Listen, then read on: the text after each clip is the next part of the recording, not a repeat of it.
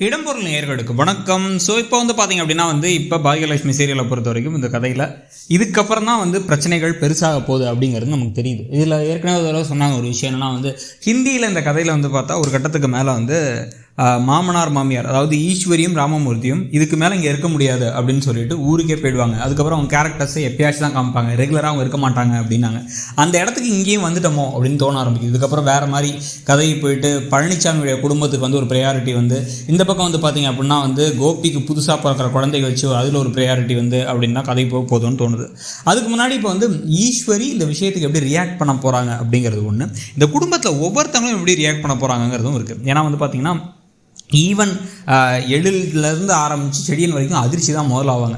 ஏன்னா அவங்க இன்னொரு கல்யாணம் அம்மாவுக்கு நினைக்கிறது கூட அம்மாவுக்கு ஒரு துணை வேணும்னு தான் நினைக்கிறாங்களே தவிர அப்பாவுக்கு இப்போ ஒரு குழந்தை பிறக்க போகுது, நமக்கு இதுக்கப்புறம் தம்பியோ தங்கச்சியோ பிறக்க போகுது, நமக்கு ஆல்ரெடி பிறந்த குழந்தையோட நம்மள்ட்ட இருக்க குழந்தைய விட வயசு கம்மியாக ஒரு குழந்தை இருக்க போகுது. ஆனால் அது நமக்கு தம்பியோ தங்க முறையோ வரணும் அப்படிங்கிறது பெரிய ஷாக் ஆக போகுது. கண்டிப்பாக அவங்க என்னப்பா நினச்சிருக்கீங்க, கொஞ்சம் கூட அசிங்கமாக இல்லையாப்பான்னு கேட்கறதுக்கான வாய்ப்புகள் ஜாஸ்தி. ஆனால் ஒரு கட்டத்துக்கு மேலே அதை ஏற்றுக்க தான் போகிறாங்க. இதுக்கப்புறம் நீங்கள் என்ன பண்ண முடியும், ஏற்றுக்க தான் ஆகணும் அப்படிங்கிற மாதிரி ஏற்றுக்க தான் போகிறாங்க. ப்ளஸ் அது அவங்களுடைய விருப்பம், அவருடைய விருப்பம். அவருக்கு அவருக்கு குழந்தை வேணும் அப்படிங்கிறத அவர் கூட முடிவு பண்ணல. ராதிகா எனக்கு குழந்தை வேணும் அப்படின்ட்டாங்க. நான் லேட்டாக மேரேஜ் பண்ணிக்கிட்டேன், எனக்கு 14 வயசில் இப்போ தான் முதல் குழந்தை இருக்குது. இப்போ ஒரு குழந்தைக்கு 14-13 இருக்கு.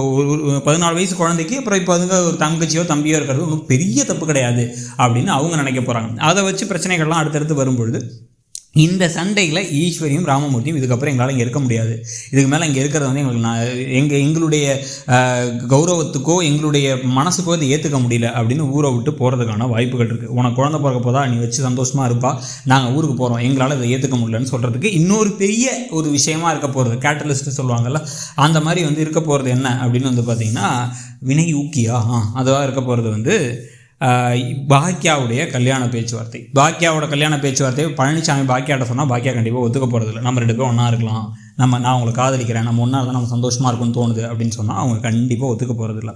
அதுக்கு பிறகு இந்த விஷயத்தை கண்டிப்பாக ஈஸ்வரி பாட்டிக்கிட்ட பேசுவாங்க. அவங்க கொந்தளிப்பாங்க, என்ன நினச்சிக்கிட்டு இருக்கீங்க, அவள் ஏற்கனவே அவள் ஒரு பாட்டி ஆகிட்டா அப்படின்னு அவங்க கொந்தளிப்பாங்க. அதுக்கு பிறகு அவங்க என்ன செய்ய வாய்ப்பு இருக்குது அப்படின்னா பாக்கியலட்சுமியுடைய அம்மா கிட்டக்க பழனிசாமியோட அம்மா போயிட்டு உங்கள் பிள்ளைய உங்கள் பொண்ணு தனியாக தானே இருக்கா, விவாகரத்துக்கு அதுக்கப்புறம் அவள் கஷ்டப்படுறா, அவள் தனியாக இருக்கா, அவள் கூட என் பிள்ளை வாழணும்னு ஆசைப்படுறான் அப்படின்னு சொல்லி அவங்க இவங்க மனசை மாற்றி அப்புறம் பசங்கள்லாம் சேர்ந்து அம்மா மனசை மாற்றி அப்பா குழந்தையே பெற்றுக்க போகிறாரு, நீங்கள் கல்யாணம் பண்ணால் என்ன தப்பு அப்படின்னு கல்யாணம்லாம் பண்ணி வைக்க எல்லாம் மாறிடுச்சு, இதுக்கப்புறம் நான் ஏன் இங்கே இருக்கணும் அப்படின்ட்டு ஈஸ்வரியும் ராமமூர்த்தியும் இந்த வீட்டை விட்டு கிளம்பி போயிடுவாங்கன்னு நினைக்கிறேன், கோவப்பட்டுட்டு.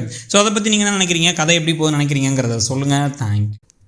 இடம்பொருள் நேயர்களுக்கு வணக்கம். ஸோ இப்போ பார்த்தீங்க அப்படின்னா இப்போ பாகியலட்சுமி சீரியலை பொறுத்த வரைக்கும் இந்த கதையில் இதுக்கப்புறம் தான் பிரச்சனைகள் பெருசாக போகுது அப்படிங்கிறது நமக்கு தெரியுது. இதில் ஏற்கனவே ஒரு தடவை சொன்னாங்க ஒரு விஷயம் என்னன்னா ஹிந்தியில் இந்த கதையில்